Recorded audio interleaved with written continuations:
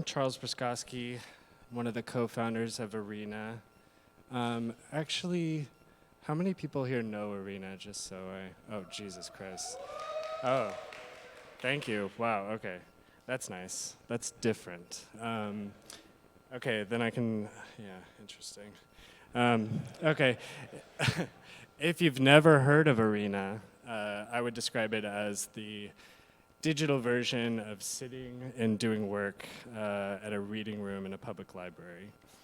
It's a place to store and rearrange your notes and references and material online.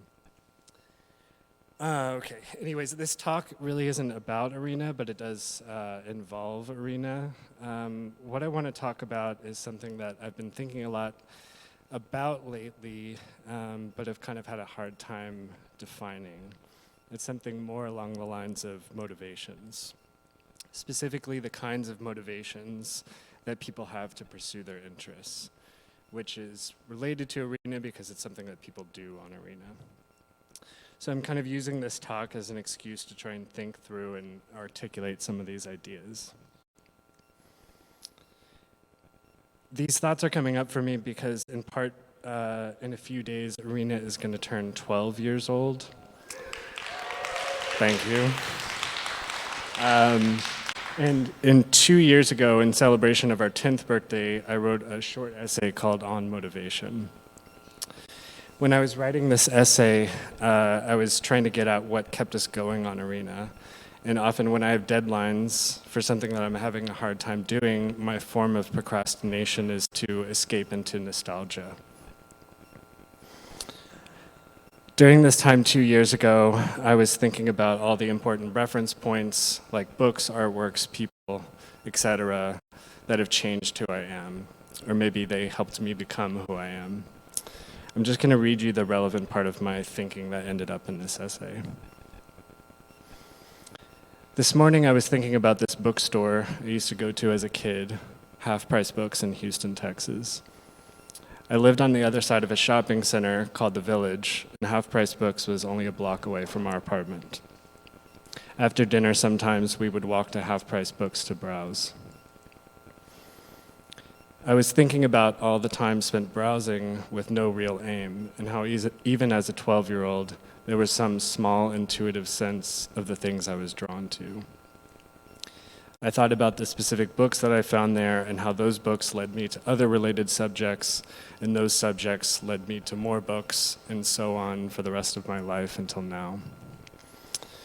Then I started thinking about all the other important nodal points, I don't know what else to call this, of people, places, books, albums, websites, etc., that all played a part in shaping who I am as a person and what I think is important. These points are a combination of seeking things out myself and getting recommendations from important people in my life, a mixture of both passive and active knowledge acquisition. A random and chronological sampling of things that come to mind, just to give you a sense of what I mean. Alan Mendelsohn, The Boy from Mars by Daniel Pinkwater, The Surfer Neighbor Who Told Me About Dead Kennedys and Skateboarding, the website hell.com, a friend of my ex-girlfriend who insisted that I read Borges, Corey Archangel, the website Delicious, where I met many of my most important friends, Damon's recommendation of David Bohm, and on and on. This list would be long but never-ending, but not never-ending. If I wanted to, I could probably sit down and write it out completely. I know this because encountering something that would belong on this list is like finding a piece of a very large puzzle, especially when considered in retrospect. This got me thinking that ultimately it's the totality of these nodal points that indicate one's own unique perspective. It doesn't matter if you specifically sought out the nodal point or not, it's the recognition that counts. When you encounter a piece of life-changing information, no matter how large the change part is, you are simultaneously discovering and creating yourself, becoming incrementally more complete. Your perspective, where your gaze is directed, is made up of a meandering line through these points. Learning, or maybe some precursor to learning, is a lot about developing the intuition to recognize when something you find in the world is going to be a nodal point for you. In turning this subject around in my mind and thinking about all the people and things that have been influential, I have some idea about what keeps us going. It strikes me that what keeps us going on Are.na has a lot to do with being a space where information can turn into nodal points for people, and where a person can continually develop the intuition to recognize nodal points for themselves.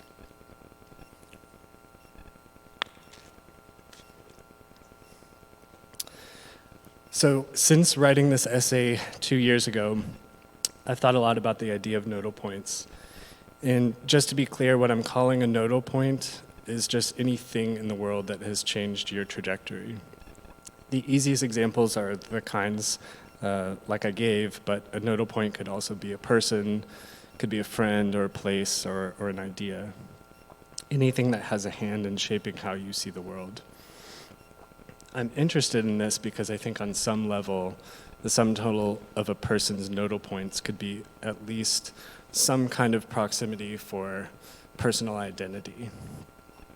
Or at the very least, it's an indication of a perspective. So since writing this essay, I've kept thinking about it. I've thought a lot about being into things and this kind of personal intuition towards things. The radar that any person has that leads them to different points in their life. I'm trying to understand essentially, why are people into things? Like, what is the innate attraction that draws a person to a subject, or a person to a person, or a person to anything at all? What's the impulse that you feel when you come across something and it feels like it's made for you? Sometimes you know it, other times it takes a while. But like I said in the essay, when you look back at who or what has influenced you, it's not that difficult to find the puzzle pieces, especially the important ones. One aspect of this line of thinking that gives me, I don't want to say anxiety, but it's something related to that, is this feeling of being overwhelmed by the amount of things in the world. And the idea that being a human with a finite lifespan means you have to pick which things you give your attention to. One nodal point for me is this diagram by Richard Feynman, which I actually have brought up in many talks before. It comes from a book called Feynman's Tips on Physics. In it, Feynman is describing the limits to memorizing physics formulas and is trying to make the point that if you want to be a successful physicist and make new discoveries, it's not important to memorize every single physics formula ever made. The important thing is to know how to triangulate things that you already know into things that you might have known but forgotten, or things that you've never known in the first place. The point here that he's making is that information is composable. It's constantly being combined and recombined into new things, especially abstract information. Think about music, think about art, memes, science, technology, writing, language. All of these things are composites of things that came before. Because information is composable, it will keep growing and growing forever at an exponential rate. There will always be more and more things to think about, meaning there will always be more things in the world that could potentially be nodal points for you. So the amount of selectivity that someone has to have will always increase because the amount of things that one could potentially be into will always increase. And the amount of attention that one can apply towards these things over the course of a lifespan is fixed. What gives me anxiety is, what if there's a nodal point out there that I'll never come across? What if the one is a piece of information I will never get a chance to give my attention to? A few months ago, Laurel Schwolst and I published a conversation we had with Damon Zucconi, who is one of the original Are.na co-founders, an artist, and a software engineer. And for context, Damon is one of my nodal points. He's one of my favorite artists. If you don't know his work, you should look it up. His practice of maintaining and building a personal archive is deeply influential to me. In this conversation, I asked Damon if he felt the same kind of anxiety that I felt about all the possible things that he might never come across. And this is what he said. So many of the things that have been important to me in my life have been so randomly encountered. In a strange sense, I don't think that they matter that much. I would have encountered something else, and it would have done a similar thing, perhaps. I think there are thing-shaped spaces missing in each person. Other things might have just as easily filled those empty spaces. There's an abundance, or nearly an infinite amount of things, which is great. We all have tendencies or habitual ways of looking at the world that we lean on. It's useful to identify those tendencies and then setting up ways to increase your luck surface for them. So what really struck me from what he said was that the idea that nodal points could potentially be interchangeable. The importance of these things that I hold in such reverence, that hold such meaning for me, really came into question. It kind of fucked me up for a little bit, but then I got over it. So before this conversation, I had this idea that if this is your body, and this is everything that's out in the world, then this collection of nodal points that change your trajectory is actually you. Or at the very least, it's the sum of these points that represent a unique perspective that is a reflection of you. The nice part about this version of thinking, about the idea of you or your identity being out in the world, the nice part about this version of thinking, it's like a nightmare. The nice part about this version is thinking about the idea of you or your identity being out in the world, that the boundary between you and the things you love becomes blurry. The not nice thing is that it's essentially the same thing as saying you are your interests, which feels superficial and reductive. After this conversation with Damon, I started thinking that it's not the points that are the key part. It's the line between you and the points. It's the fact that you recognize the thing that's important, not the thing itself. It's your radar. You are here. The thing in the world is not innately a nodal point, just waiting for you to encounter it. Your recognition and love and attention for the thing is what makes it a nodal point. When I tried to explain this idea to my friend and colleague Meg Miller, she said it's a verb, not a noun, which is the perfect distinction. The more I thought about it, the more I started preferring this idea. The thing I like about it most is that the lines are directional. They are more active than a static reference. I also like it because it reminds me of this idea of desire lines. A desire line is a path made by walking. It's a concept that's usually used to illustrate the difference between a design, like a landscape or a sidewalk, and what a person using it actually does. A desire line usually represents the shortest or most easily navigated route between an origin and a destination. The key factor for me, at least in the context of this line of thinking, is agency. A person is making the decision to move in a specific direction across a terrain. I like the idea of a person moving through nodal points propelled by an innate desire. I also like the idea of foregrounding agency from the perspective of a user or a viewer or consumer. People often think about making work as if the person on the other side will have no choice but to enjoy it if the work is good enough. But it's nice to think about the practice of viewing or consuming as an art form in itself. That understanding and honing your perspective and how you see the world can be as active as making work is. What I'm starting to figure out is that understanding one's own personal radar can take a lifetime. So to recap, where I stand now is, if this is your body, and these are all the nodal points in your life, you are here. Your radar is you. Not the things you focus on, but the orientation, the internal rule set, the magnetism towards things, the natural intuition that you've had your whole life. The desire lines are you. You are here. And all of this brings me to the title of this talk, Here for the Wrong Reasons, which I have to come clean about. When I was asked to speak, I was in a mode where I was feeling particularly annoyed at a certain type of person online. The easiest way to describe this type of person is someone whose interests are more strategic than personally intuitive. A person whose interests accumulate with an awareness of how it will reflect back onto them. A person who follows nodal points not from an innate desire, but from the expectation of a reward, social or otherwise. Or to put it in different terms, a person who is here for fame and not to find love. Someone must get that joke. Doing a talk where I complained about people and named names could have possibly been fun, but it obviously would have been very different. So I started thinking about why this particular type of behavior bothered me.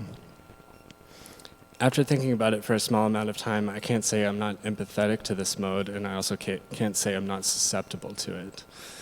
There isn't a clean way to get around the idea that personal expression is always at least partly performative. The fact that it's performative is why it's fun. I'm also not saying at all that this is a new thing. There's always been the type of person who is performative with their own interests or pursues their work because of the kind of attention it will get them. There have always been these kinds of people. But this mode feels much more pervasive as time goes on. And honestly, I tried to get around saying this directly, but there doesn't seem to be a way around it. The problem is largely structural. There's no way to not bring up social media. Environments are emotionally contagious. If the environment you spend a lot of time on if the environment you spend a lot of time on is hyper-competitive and performative, you're going to feel pressure to act within those modes as well. What I'm saying is that there's always been pressure to act upon the desires of one's ego, but the dominant model of social media obviously codifies and enhances that pressure.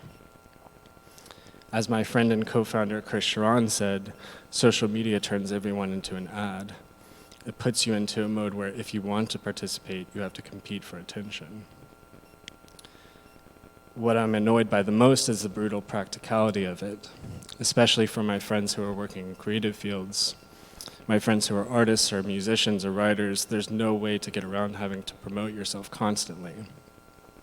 And I know that isn't quite the same thing as one's own interests being strategic, but it's a mode where you have to think of yourself as a brand, and you have to think of content as a resource. And thinking about content or information as a resource means that in some ways you're producing or consuming to cultivate a position, rather than treating content as something out there to be curious about, to be fascinated by, or to love. The distinction between the two modes I'm trying to define is that one side takes the position that being fascinated with something or someone in the world has a benefit that is self-evident. Being able to feel love towards something or someone is already a gift. The other side, the annoying side, orients fascination or association or effort towards a direction with the primary goal of having some quantifiable reward. I'm realizing that what I'm actually circling around for the nth time in my life is this idea of attention, which is unfortunate because attention is one of those words like community. It's been used and misused so much in the past 5 to 10 years that its meaning is muddled. And I'm thinking about the kind of attention that is related to social media. There is kind of this aspect of what I'm referring to that is sort of the typical social dilemma-y arguments you've heard a million times before, but attention, true attention, is something that's really difficult to achieve or define because it has no end in terms of its depth. What I'm trying to say is that if you're really focusing on the moment and something you love or something in the world that feels like it's made for you, you can't be thinking about how it will benefit you or how it will reflect back on you. Those two modes are at odds with each other. Social media comes into play in ways that we more or less know and expect, but there's a bigger structure at play as well. Algorithms pervert one's attention, definitely. An atmosphere that promotes being performative does that as well. But so does the notion of productivity. So does the notion of efficiency. True attention requires that you don't view something in the world through the lens of what can this do for me. Part of what I'm trying to grapple with is how software or platforms or environments can get in the way of one's own feeling of being connected. And I don't mean connected to other people necessarily, I mean connected to your own intuitive radar, connected to your attention.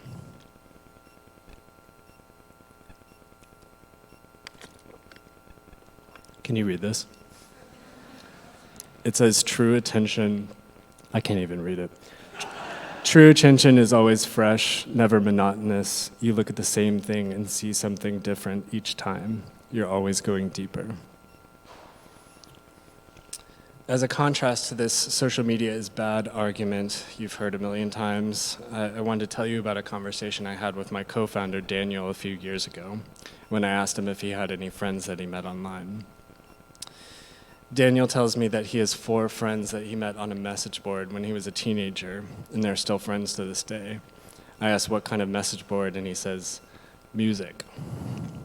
No genre, no hyper niche label focus, just music. So, okay, music, how'd you meet these people then?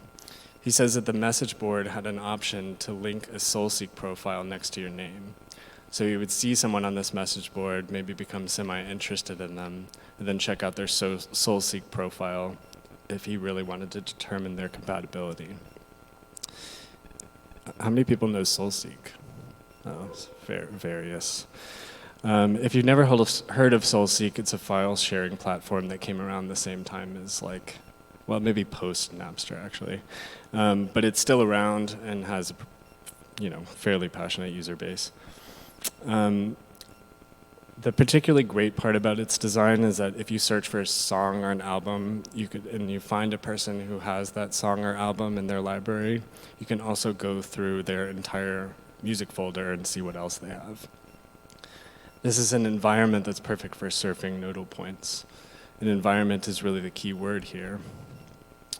There's this tendency to think about software, especially software that's more on the tool side, as something like an augmentation of a human, as in the idea that software augments your ability as a human. What I sort of keep coming back to is that I really don't want that at all. I like feeling connected to things and unencumbered. I like feeling the humanness of things and my own human relationship to things. I want to be able to feel true attention, or at the very least the possibility of it.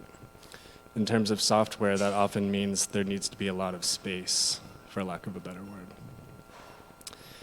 Anyway, for SoulSeek, the key is that it's just an environment that is made for the same kind of abstract actions that happen when you're surfing nodal points in real life. A person might turn you on to something, a band, a book, an artist, and later on, if that thing becomes a nodal point for you, it might lead you to another person, and that person might lead you to another nodal point, and on and on. The shared love for the thing or the overlapping interests allows you to tune your radar for certain types of people. Similar to the idea of desire lines, agency is the key component. There's the agency to move through the abstract space guided by your own intuition. In the case of SoulSeek, there's nothing that's influencing your path. And Are.na aspires to be an environment that's oriented around a similar purpose. As an example, this is the channel for my talk. The way that I use Are.na is I'll have some fuzzy idea, I'll make a channel, and then I'll drop things that I encounter the world into this channel. Over time, my conception of that idea becomes more articulated. It's like tuning the radar. When I see things on Are.na that feel like they're relevant to what I'm thinking about, I'll connect them to my channel. And if it feels particularly relevant, I can look at the person who uploaded it, see how they are thinking about this particular piece of information. Similar to SoulSeek, this activity is guided by my own intuition. There are no algorithms or suggestions or anything that could interfere with it. The key is that Are.na isn't doing the work for me at all. It's just an environment that's oriented towards this type of activity. It's not doing the work of making these connections I am. For me, it's an environment that where I can tune my attention. The software that Are.na gets compared to the most is Pinterest, and it's understandable why, at least in terms of the broad category of activity. But what we aspire to be is more like SoulSeek. The environment that SoulSeek creates for music, we want the same environment for any type of information. I want to find my nodal points, and I want to find the people who share those nodal points who can lead me to more nodal points.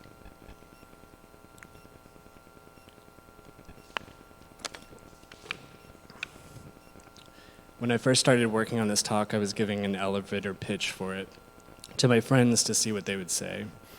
One friend said, isn't the conclusion just you should do things for yourself and not for other people? It's never a bad message to hear, but it's also kind of a worn out message. I really struggled with how to respond to that critique until yesterday. What I think I'm trying to get at is the opposite of doing things for yourself. Doing something for yourself sounds the same as doing something because you think it will reflect positively on you. I'm saying that we should point our attention out into the world and do things for the world. And the way that one does that effectively is to understand what connects you to the world, what draws you in, what your radar is. In order to understand what your radar is, you have to pay attention. Paying attention could take a whole lifetime to understand.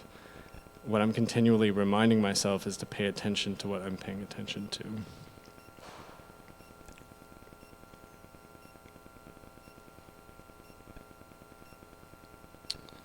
So if there's something in this presentation that resonates with you, or if you've been thinking about this too, or if there's some reference that you think might be a nodal point for me, please let me know. This is the Are.na channel, where you can find the images from this talk and my other references. With that, I have to name the names of some of the human nodal points in my life who have helped me think through or inspired this line of thinking. Nicolette Chow, Lucia Della Polera, Margaret Lee, Meg Miller, Daniel Pianetti, Emily Siegel, Damon Zucconi, John Michael Bowling, Chris Sharon, Mindy Sue, Michael Giudetti, Jamie Whipple, Malte Mueller, Laurel Schwolst, the person known only as Nema, and Kari Lucas. This is my email. Thank you for being here.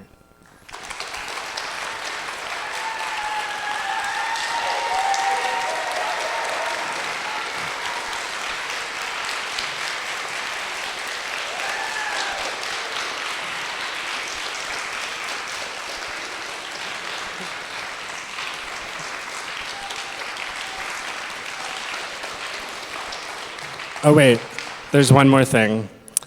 So Mindy Sue is going next, but our friend Kari Lucas is going to play a interlude piano. So there's no point in leaving. You can just stay right here.